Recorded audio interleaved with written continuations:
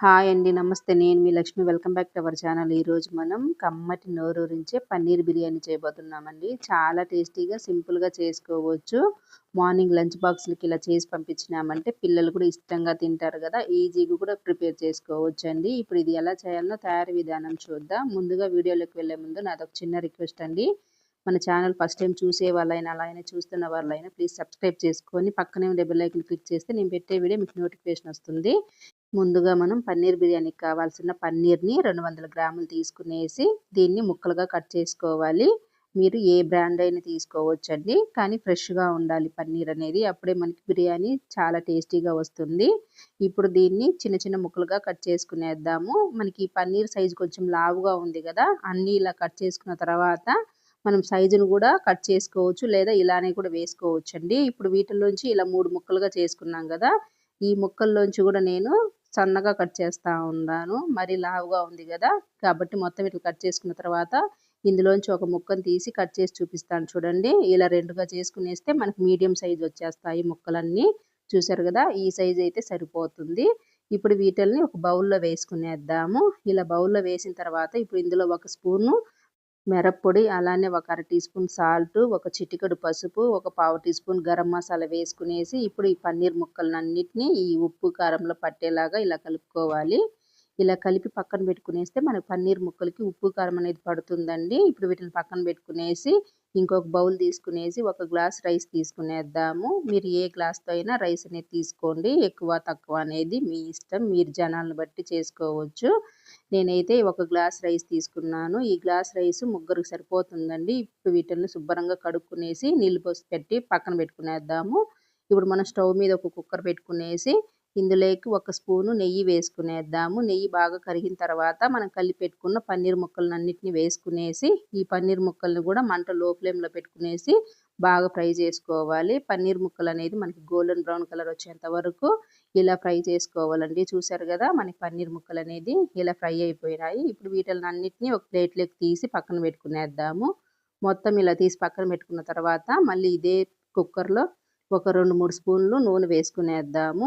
నూనె వేసుకున్న తర్వాత నూనె కాగిన తర్వాత ఒకటి కట్ చేసిన ఉల్లిపాయ వేసుకునేసి, ఈ ఉల్లిపాయను కూడా కొద్దిగా దోరగా ఫ్రై చేసుకోవాలి. ఉల్లిపాయ అనేది ఇలా ఫ్రై అయిన తర్వాత ఇప్పుడు మనం ఇందులో బిర్యానీ స్పైసెస్ అంతా వేసుకోవాలి. 2 బిర్యానీ ఆకులు, కొద్దిగా చెక్క, ఒక అర టీ స్పూను జీలకర్ర, 2 లవంగాలు, 3 యాలకులు, ఒక స్టార్ ఫ్లవరు, బండ ఫ్లవరు, అనాస పువ్వు ఇవన్నీ వేసుకునేసి ఇట్లా ఒకసారి బాగా కలుపుకునేయాలి. ఇలా మొత్తం బాగా కలుపుకున్న తర్వాత ఇప్పుడు ఇందులో 2 టమోటాలు కట్ చేసి వేసుకోవాలి. ఇలా చిన్న చిన్న ముక్కలుగా. అలానే ఒక 3 పచ్చిమిరపకాయలు కూడా ఇలా కట్ చేసి వేసుకునేసి ఇప్పుడు వీటిలన్నిటిని ఒకసారి ఇట్లా బాగా కలుపుకునేయాలి. టమోటా అనేది మనకి కొంచెం ఇలా మగ్గితే సరిపోతుంది. ఇలా మగ్గింది గదా! ఇప్పుడు ఇందులో ఒక స్పూను అల్లం వెల్లుల్లి పేస్ట్ వేసుకునేసి, ఈ అల్లం వెల్లుల్లి పేస్ట్‌ని గూడా బాగా ఇలా కలుపుకునేయాలి. అల్లం వెల్లుల్లి పేస్ట్ పచ్చి వాసన పోయేంత వరకు ఇలా ఫ్రై చేసుకునేయాలి. ఇప్పుడు ఇందులో కట్ చేసి పెట్టుకున్న కొద్దిగా పుదీనా, కొద్దిగా కొత్తిమీర కూడా వేసుకునేద్దాము. ఇవి గూడా వేసుకున్న తర్వాత ఇప్పుడు మరొకసారి ఇట్లా బాగా కలుపుకునేసి, ఇప్పుడు ఇందులో మనం ఒక 2 స్పూన్లు పచ్చి బఠాణాలు వేసుకునేసి, ఈ పచ్చి బఠాణీలను కూడా ఒకసారి ఇట్లా బాగా కలుపుకునేయాలి. టమాటాలలో కలిసిపోయేలాగా. ఇలా కలుపుకున్న తర్వాత ఇప్పుడు ఇందులో ఒక స్పూను మిరప్పొడి, అలానే ఒక స్పూను ధనియాల పొడి, ఒక పావు టీ స్పూన్ బిర్యానీ మసాలా, ఒక్క చిటికెడు పసుపు వేసుకునేసి, ఈ మసాలాలన్నిటిని ఒకసారి ఇట్లా కలుపుకునేయాలి. ఇలా కలుపుకున్న తర్వాత ఇప్పుడు ఇందులో ఒక అరకప్పు పెరుగు వేసుకోవాలి. పెరుగనేది ఇలా పల్చగా చేసుకునేసి వేసుకోవాలి. పెరుగు గూడా వేసుకున్న తర్వాత వీటిలన్నిటిని ఒకసారి ఇట్లా బాగా కలుపుకునేయాలి. ఇప్పుడు మొత్తం ఇలా కలుపుకున్నాం గదా! ఇప్పుడు మనం ఇందులో కడిగి పెట్టుకున్న రైస్‌ని వేసుకునేద్దాము. ఇలా మొత్తం రైస్‌నంతా నీళ్లు వంచేసి రైస్‌ని మాత్రమే వేసుకోవాలి.